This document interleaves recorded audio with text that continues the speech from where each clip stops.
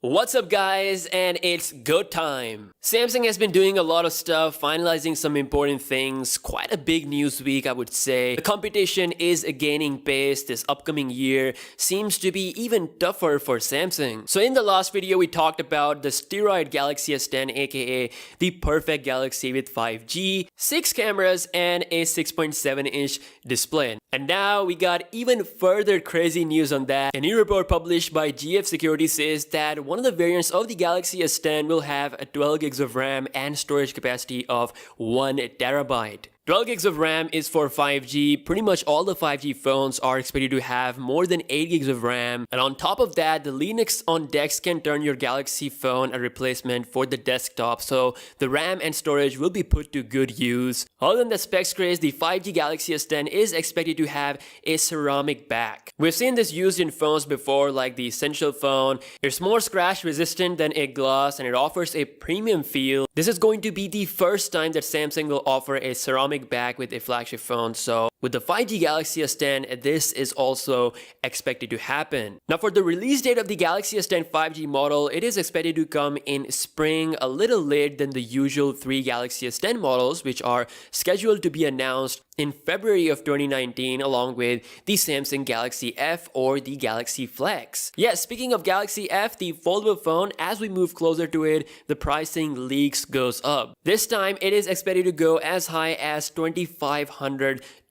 As much as we want it, it may not be in everyone's budget. Again, we'll see what the final price will be when this gets unveiled at CES. Also, the design of the Samsung Galaxy S10, the screen protector showdown has started. This got leaked for the Galaxy S10 and this got leaked for the Samsung Galaxy A8s. With the Galaxy A8s, you can clearly see that there's a hole on the front showing that the A8s will rock an Infinity O display. In fact, it's been confirmed that the display is actually an LCD display and it's from a company called BOE. The hole for the Galaxy A8s is coming at 6.7mm according to Samsung Mobile.news. The Galaxy S10's hole will be 2 to 3mm shorter than this, but still bigger than 3mm. If it ends up looking like this, I think it's going to be fantastic, and one of the sources said that the hole is most likely to be on the left. Now back to this one, a screen protector leak for the Galaxy S10. You can see there is a chin which is bigger than the forehead because chin has the necessary antennas and stuff as explained by Ice Universe. So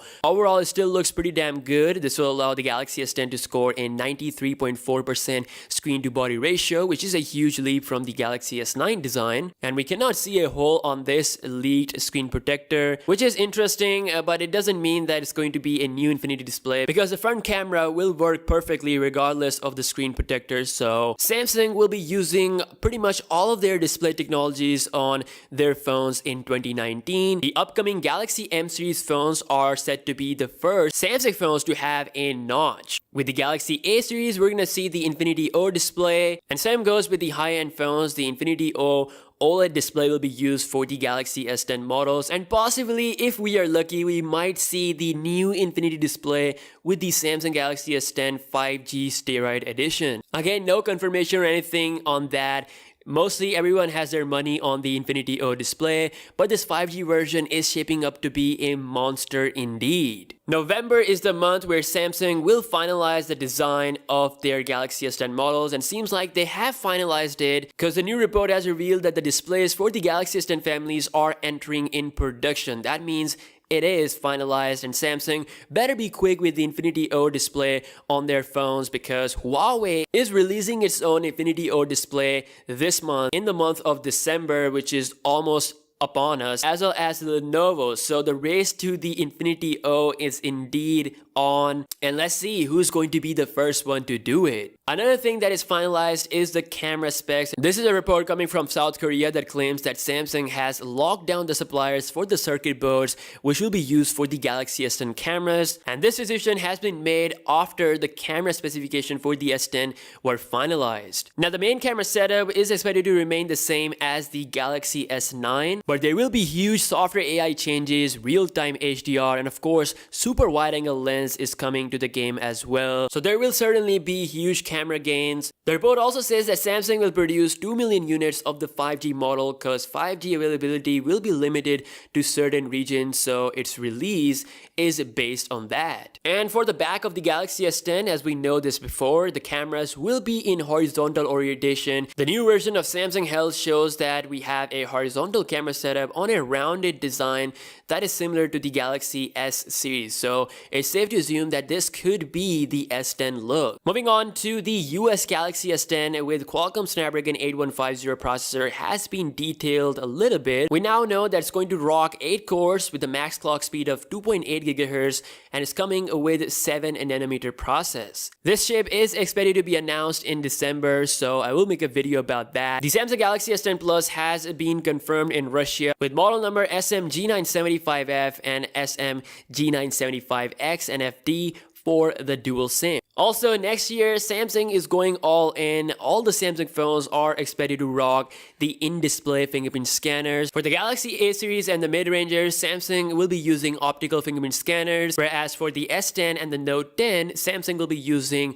the ultrasonic scanners. Because ultrasonic is definitely better than the optical scanners, so that is for their flagship phones. Also, for the first time, we have the early benchmark leak of the Exynos 9820 model of the Galaxy S10, and it scores 325,000 in Antutu benchmark. And compared to Snapdragon 8150, this is definitely low because that goes around 360k, but it is an early benchmark, as we have seen with the last year's model, that the scores does improve with the final version, so my money is on that. But honestly, I am definitely impressed with the Qualcomm chip as far as the scores are concerned. The Exynos 9820 is a really capable chip that can do videos up to 8K at 30 FPS, so I honestly believe that it will go beyond these numbers once they have the final version. So that's all we have on the Samsung Galaxy S10 family. The competition is going to be stronger than ever. We have Infinity OLED displays coming from everywhere. This is going to be a new trend in smartphone displays like we had with the Notch. This time